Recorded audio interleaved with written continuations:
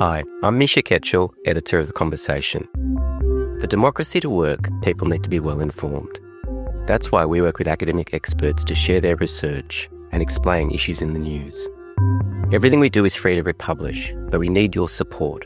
Please donate to The Conversation by going to donate.theconversation.com or following the link in the show notes.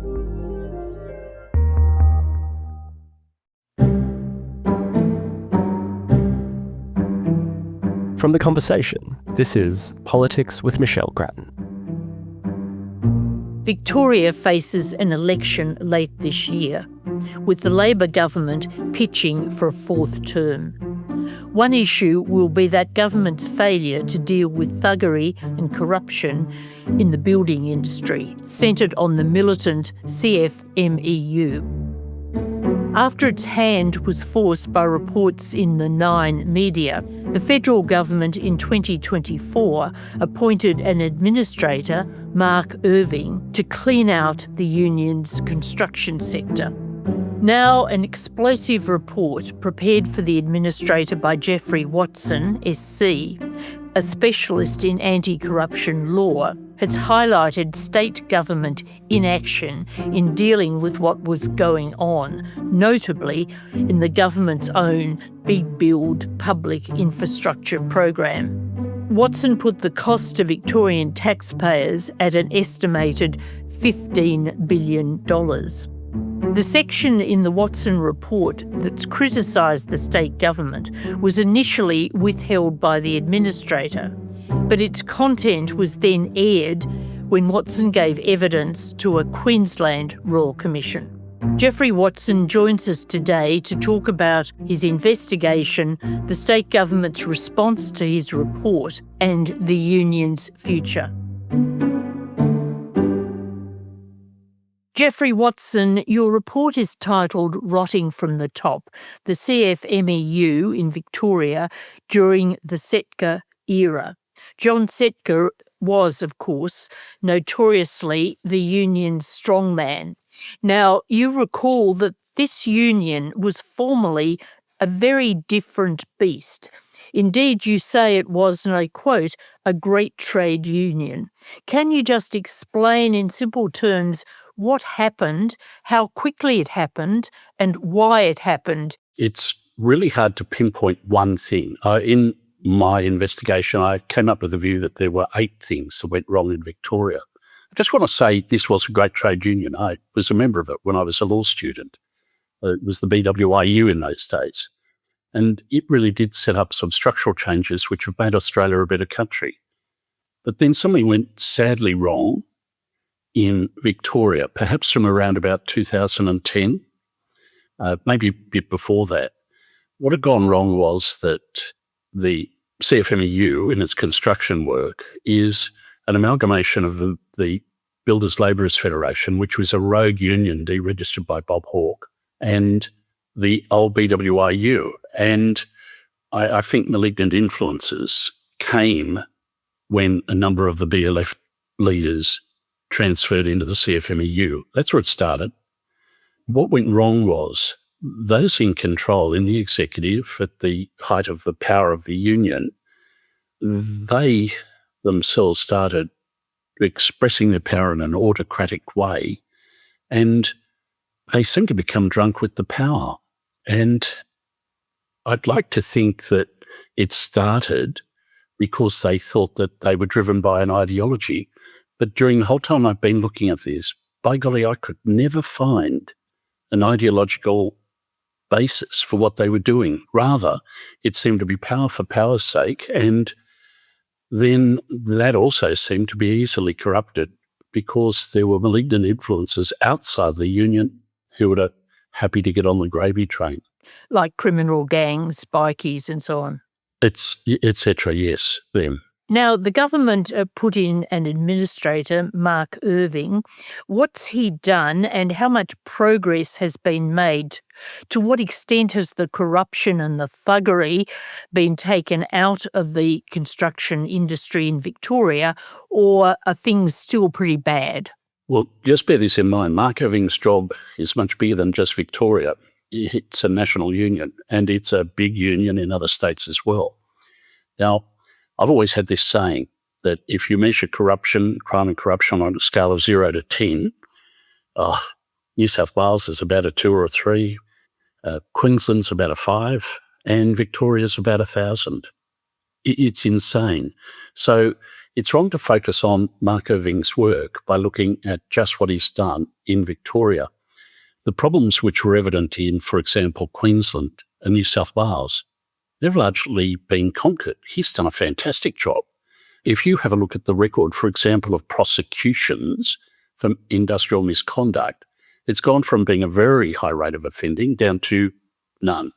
And Mark has got the union under control and back working for its members in Western Australia, South Australia, Queensland, New South Wales, the ACT and Tasmania. Now, if you look at Victoria, the problems were more deeply entrenched. I think in, for example, just the last 3 months, there have been major breakthroughs in Victoria where virtually all of the old group of organisers, they are direct union employees who go out to sites and make sure that contractors are doing the right thing by workers. The problematical ones have all gone. And Mark Irving and his team have done that. I think they've done a really amazingly good job. So are things pretty all right in Victoria, or is there a lot more to be done? Oh, there's a lot more to be done, but that's always the way. The reason why Victoria is more difficult is because there were external malignant influences, I've called them. I think that's appropriate, because they were involved. Some of these people, some of them are individuals, but some of them are worse than that. There are organised crime elements, outlaw motorcycle gangs and the like. Now, you've got to break those connections. And if anything over the last 20 years has been proved through the ineffectiveness of policing in respect of outlaw motorcycle gangs, they're very hard to get them out. Once they're in, they're difficult to get out. But they're working toward that and restoring it so that it'll be just a trade union doing what a trade union does. In your report, you say the amount of money surrounding construction under the Victorian government's, quote, big build, unquote, infrastructure program was at the root of the problem in that state.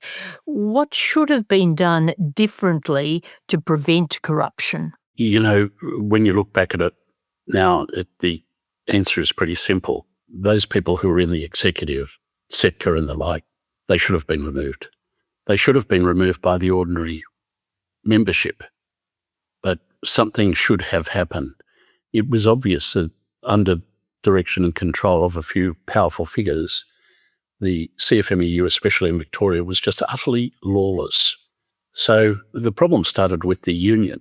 If you're talking about what controls can be put in externally, people like the Fair Work Ombudsman, and before the Fair Work Ombudsman, the Australian Building and Construction Commission, they were doing a good job, but it's like trying to stamp out a bushfire.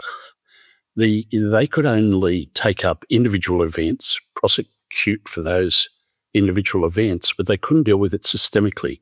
The point is that something had to be done, and the administration was the right way to go. Deregistration, by the way, is just not right. That was a disaster in relation to the BLF. So how could we have stopped it? By having better people in charge of the union at the time that it started.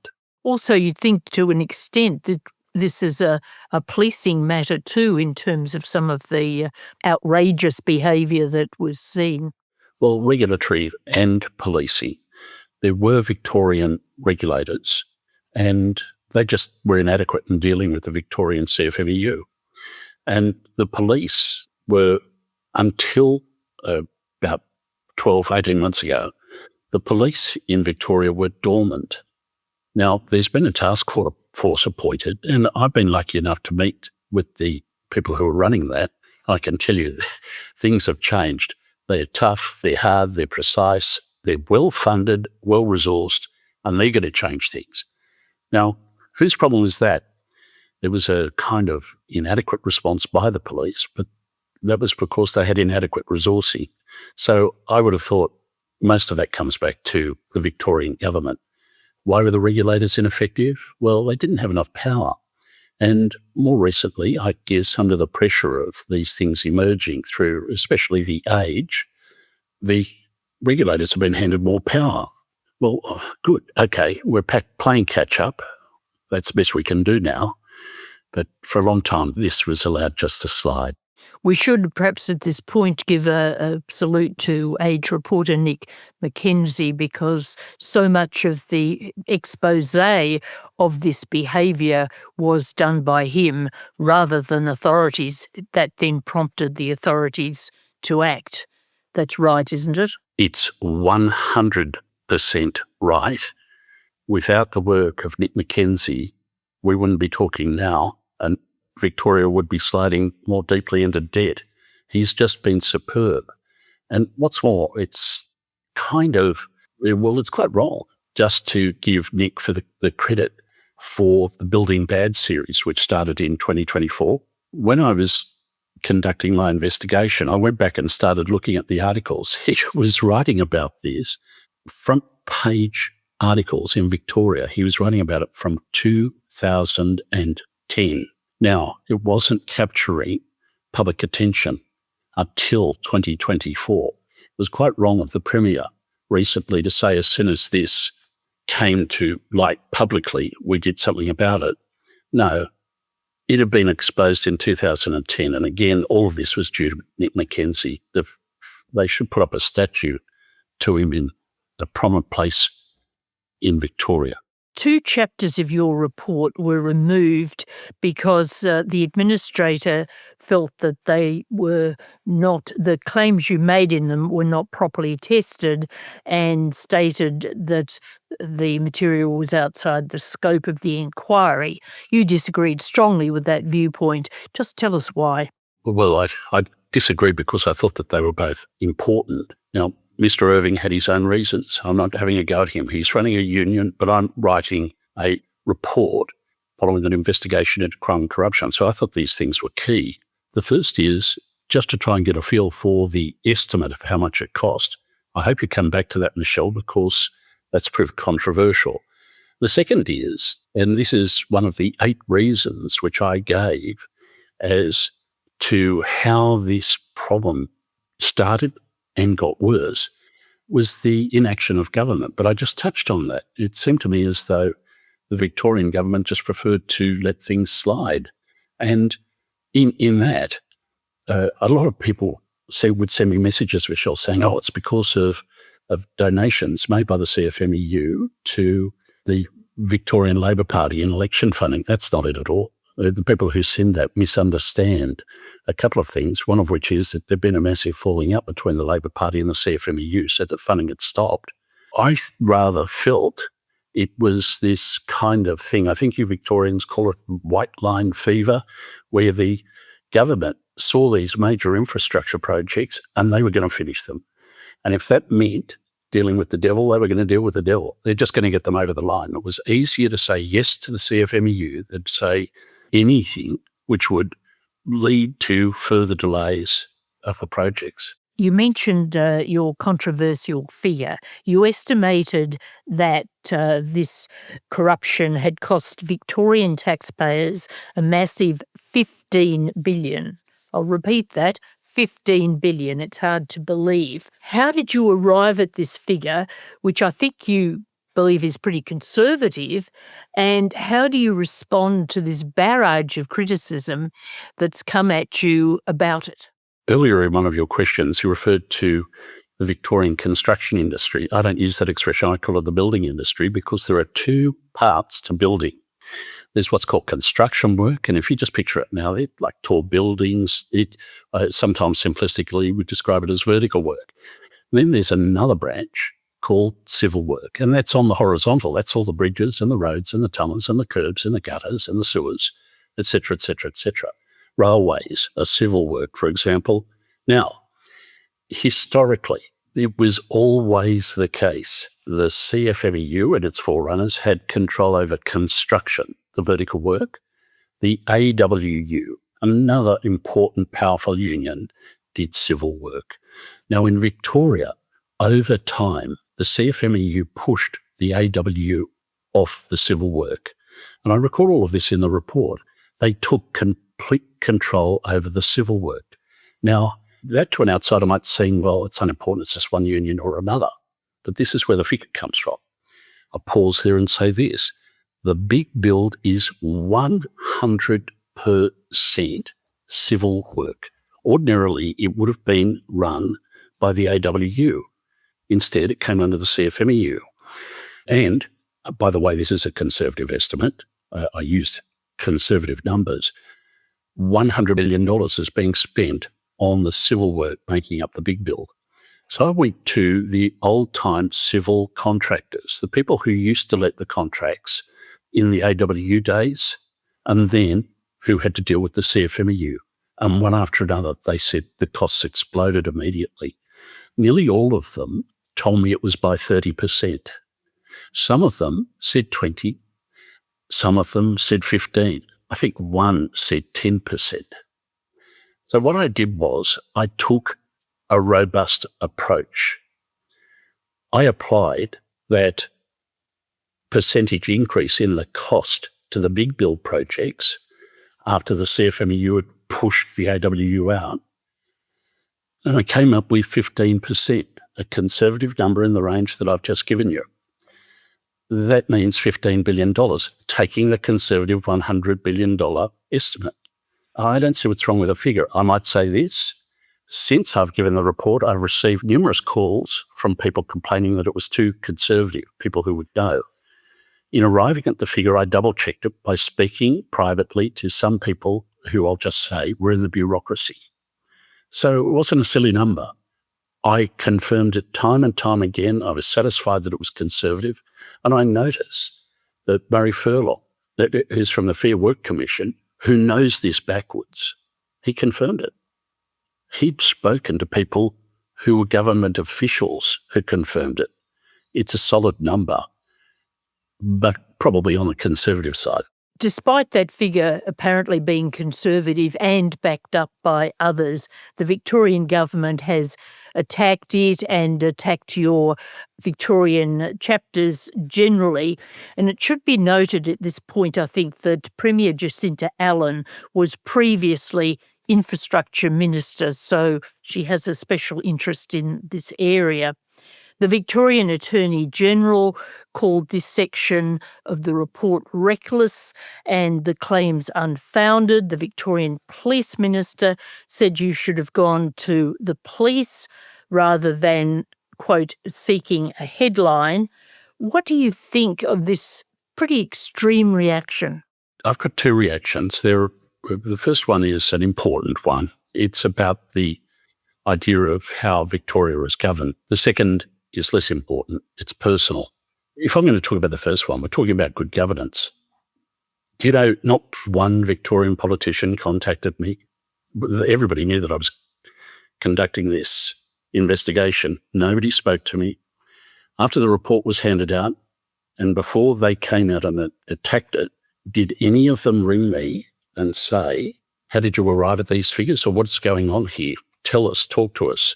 No contact at all before they launched their attack on the report and me. Now, I would have thought that a good governance policy by government would have been this. They would have run me up and said, can we talk? Because it's one thing to look at these problems in the CFMEU, but can we talk to you what you saw? And can you talk us through how we might do things better?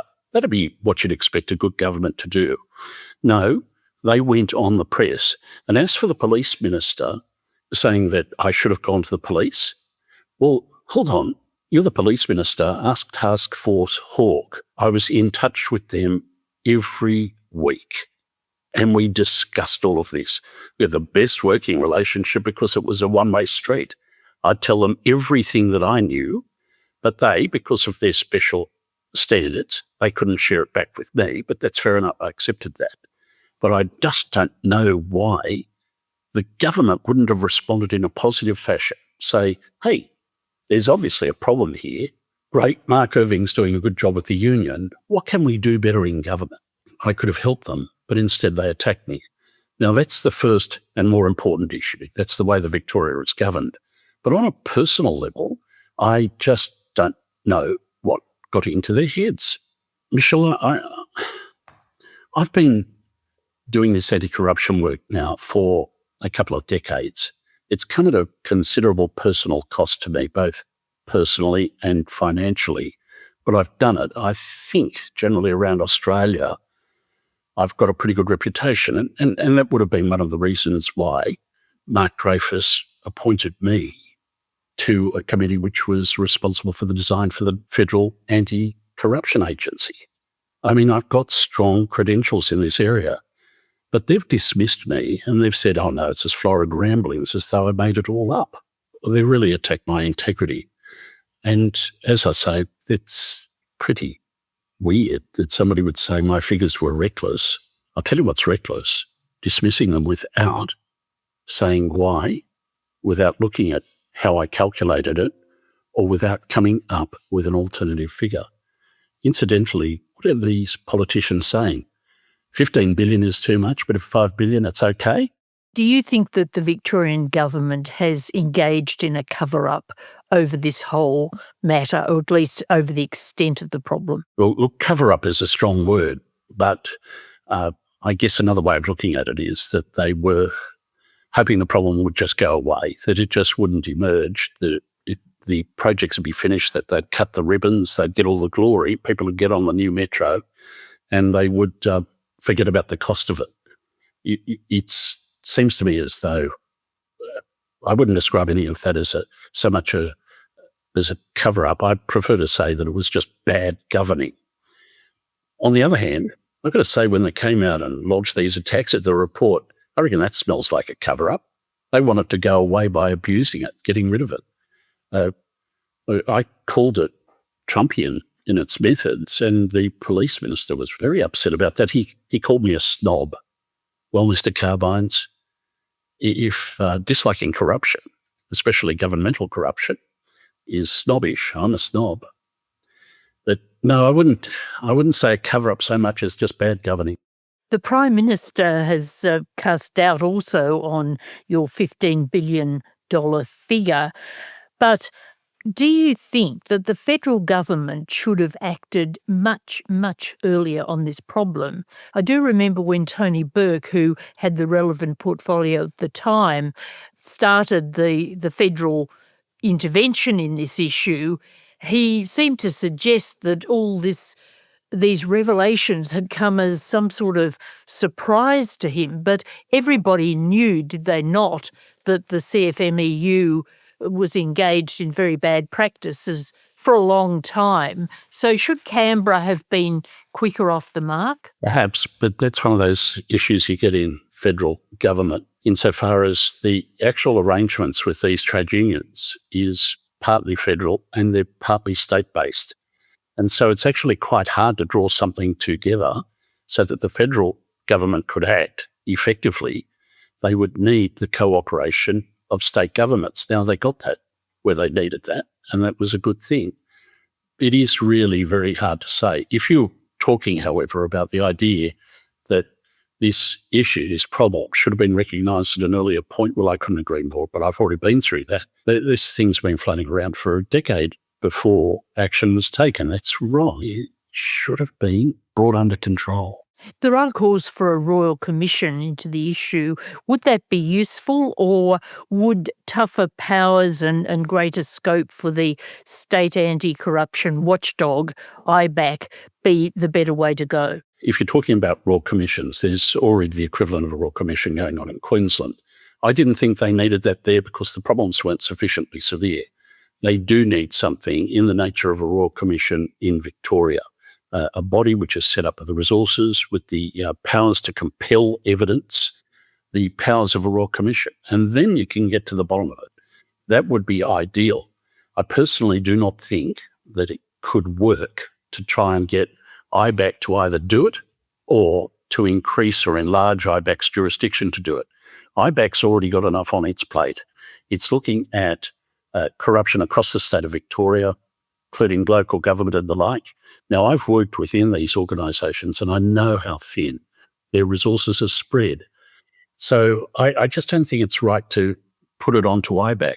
IBAC would then probably need to suspend all of its important work in all of the areas where it's looking at public sector corruption.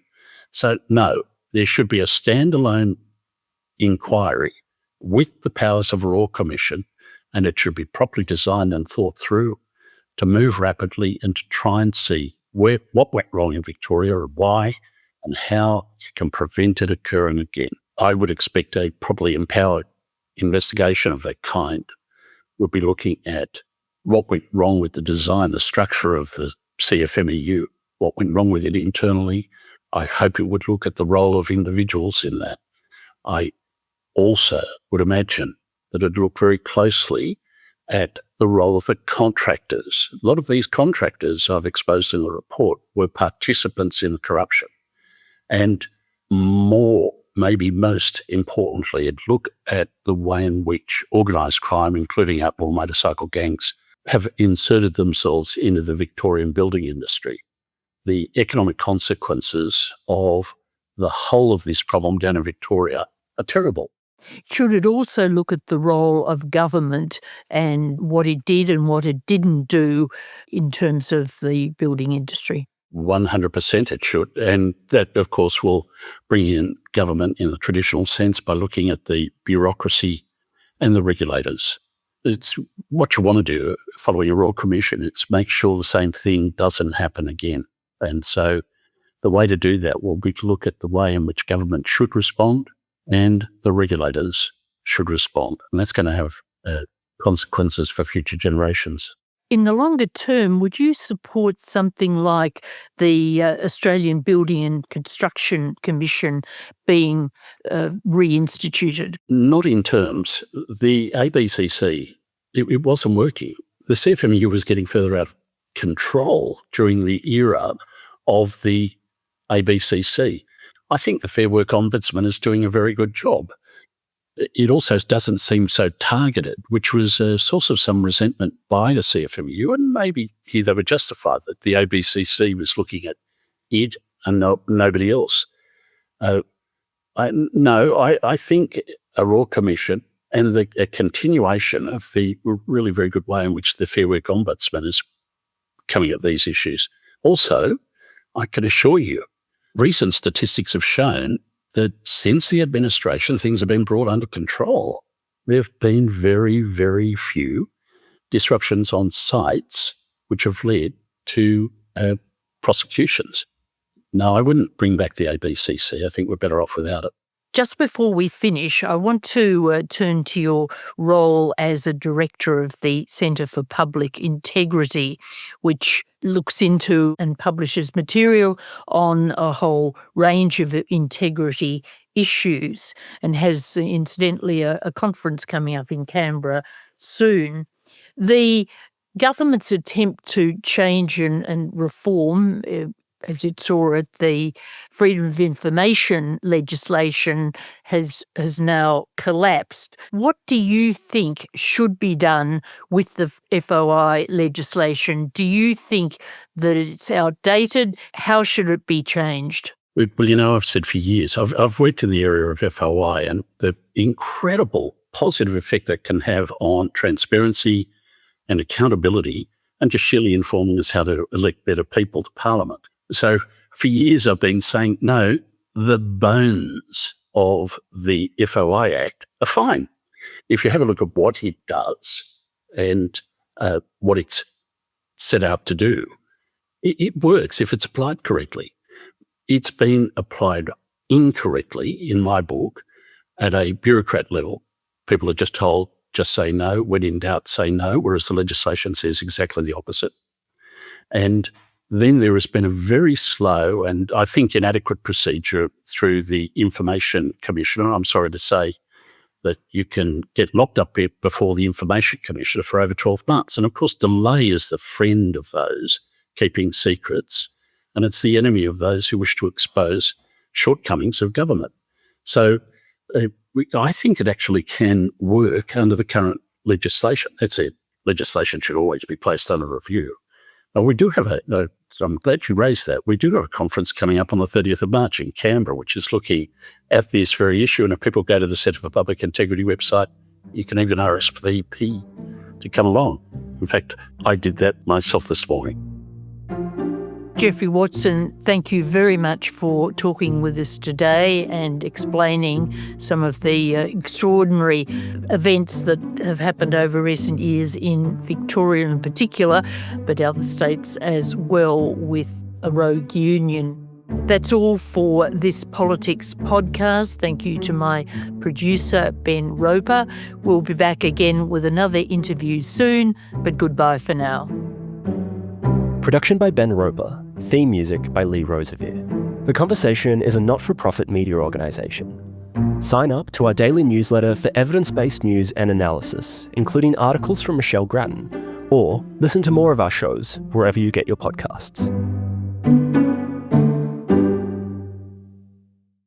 What are you going to have? Can I have 2 pieces of mullet, please, Pauline? From a fish and chip shop in regional Queensland We are in danger of being swamped by Asians. to the heart of Australian politics, this is the unlikely story of the country's most controversial minor party. Are you xenophobic? Please explain. For 30 years, One Nation and Pauline Hanson have been ridiculed, dismissed and shut out. Now, no one's laughing. One Nation continuing to surge in the polls. Dramatic surge in support for One Nation. I'm back. This is the making of One Nation from The Conversation, and you can search for it wherever you listen to podcasts.